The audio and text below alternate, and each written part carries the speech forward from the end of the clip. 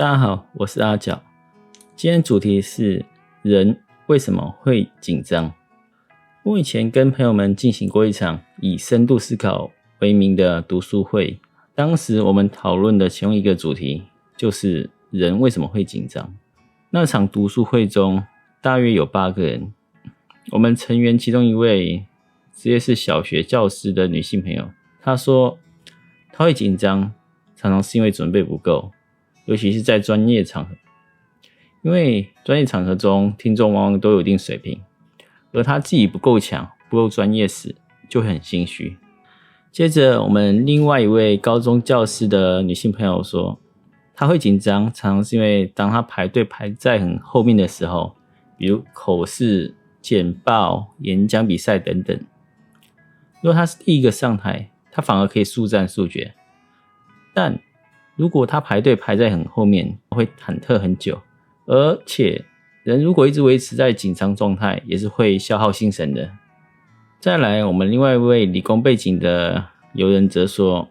他会紧张原因是因为他怕表现不好。最后也有一位男性提到，他紧张的原因常常是因为受到太多期待，而这一点其实跟有人提到怕表现不好非常相近。而阿角我会紧张原因则是害怕未知，我害怕无法掌控全场，因为我对自己的期许值都还蛮高的，而这也意味着我想法容易太复杂。当你的想法太复杂了，你就会反而更容易紧张。此外，我也蛮贪心的想要得到很多东西。那么贪心什么呢？除了大家都提到的表现好不好之外，我还贪心着自己能从这趟的表现中获得什么成长突破，或者台下女神的青睐、师长的肯定，甚至一个能不能就此升迁的机会等等。他们提到的这些都是很实际的案例，可能也是现在在看影片视频的你在内许多人的痛点。然后读书会中我们讨论到了改善方式，大概有这些重点。一个男生提到他改善紧张的方式就是你要先能预期可能最坏的结果，并让自己接受。讲白了就是说，先想好最好与最坏的可能结果，那么再坏也不会更坏了吧。如果最坏的情况自己都能接受了，那还有什么好怕的？最多不就是丢脸一下，又不会要人命，对吧？接着其他人也相继提出了各自的改善方案，都相当实用，在此分享给各位听众。有一位说他的改善方案是准备再准备，熟悉的事常常可以因为适当的紧张反而会更超常发挥。然后还有分别是不要去想后果，平常心，不要再有得失心，善加管理来自别人的期待，加强副交感神经，心思单纯化，语速尽可能放慢，当成是自己的主战场，想象听众都是友善的人。以上这些都是不错的方法，其实任何一个方法我们都可以单独抽出来做没有太多赘字的影片深入解析探讨，不过避免焦点太多反而会零散，也会让影片太长。我这边就简单举几个我个人比较喜欢用的方式，分别是加强副交感神经，心思单纯化且语速尽可能放慢，比较法，当成是自己的主战场，想象听众都是友善的人。大致这4个方法。首先关于第一个，加强副交感神经，这应该蛮容易理解。副交感神经对我们的放松是有帮助的，然后也可以减缓我们心跳的速度。而操作的方式具体来说就是深呼吸。首先我们先用嘴巴把气慢慢的吐光，然后再用鼻子吸满气之后再憋气大概20秒到30秒，再缓缓吐气，如此反复操作数趟，那我们就会得到放松的效果。而至于这憋气的秒数，我们可以根据每个人的体质其实都不太相同，我们可以自己感觉，然后自己进行微调。我们其实判断的依据，我们自己的感觉才是最准确的。在施行之后，是不是让我们自己进入了较稳定的状态、较放松的状态，我们要自己去感受一下。因为这是自己感受最准，别人无法听你感受，只能给你一些参考的描述。再来第二个方法，我比较常用的就是心思单纯化，且语速尽可能放慢。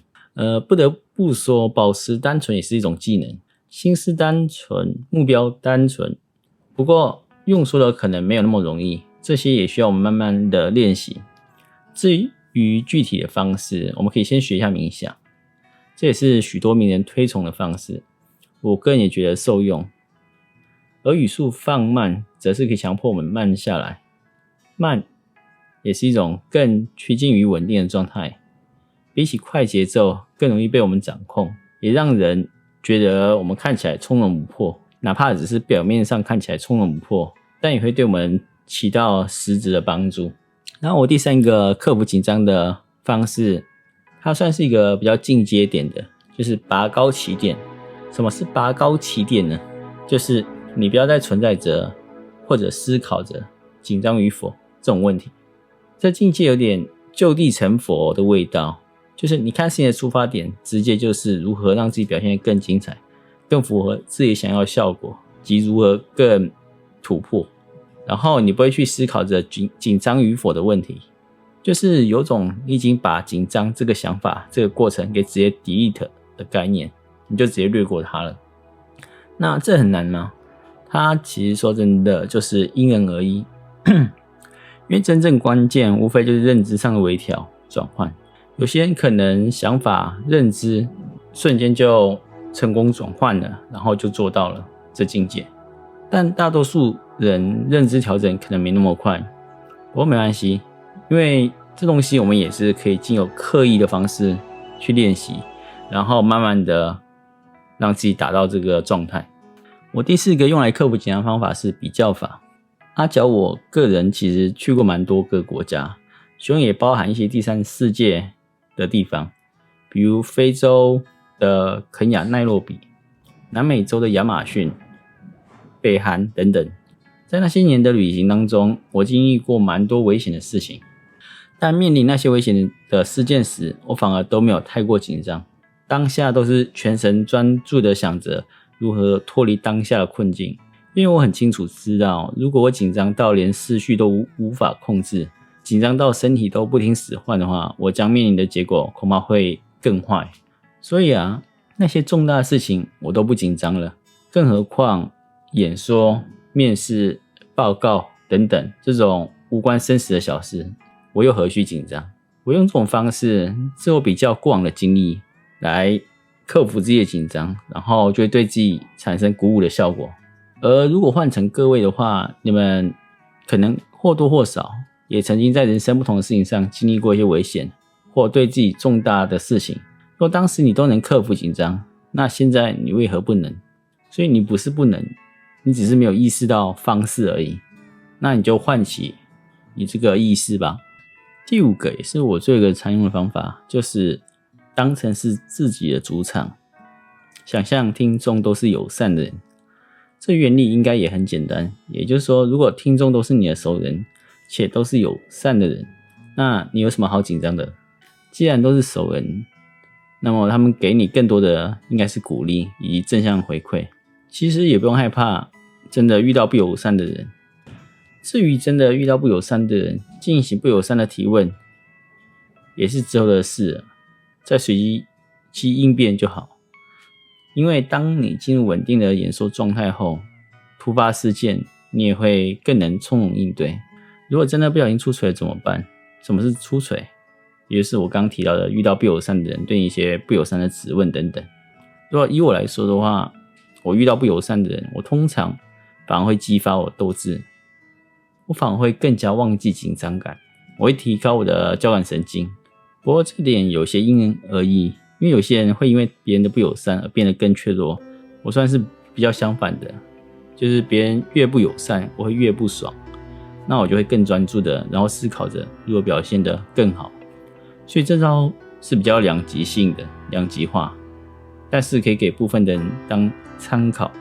以上5招是我比较常用来克服紧张的方式。最后有一本书叫再也没有不敢上的台，鸟谷朝代的书，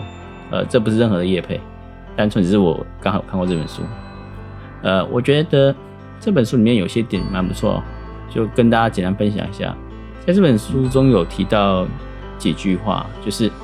当我们紧张时，其实代表我们身体进入了战斗的状态，而这种状态也意味着我们交感神经变活跃。而当我们交感神经变活跃时，并不会对我们造成任何表现上的阻碍，适度的紧张反而更能让我们有良好的表现。所以紧张它并不是什么坏事，重点是我们要怎么控制紧张的程度。适度的紧张反而可以让你更强大。以上，我是阿角，谢谢大家，欢迎按赞、订阅、留言、分享、开启小铃铛，欢迎跟我互动，尤其是多留言。我也希望从各位的问题反馈中刺激自己思考不同面向，得到更多的成长跟体悟。谢谢大家。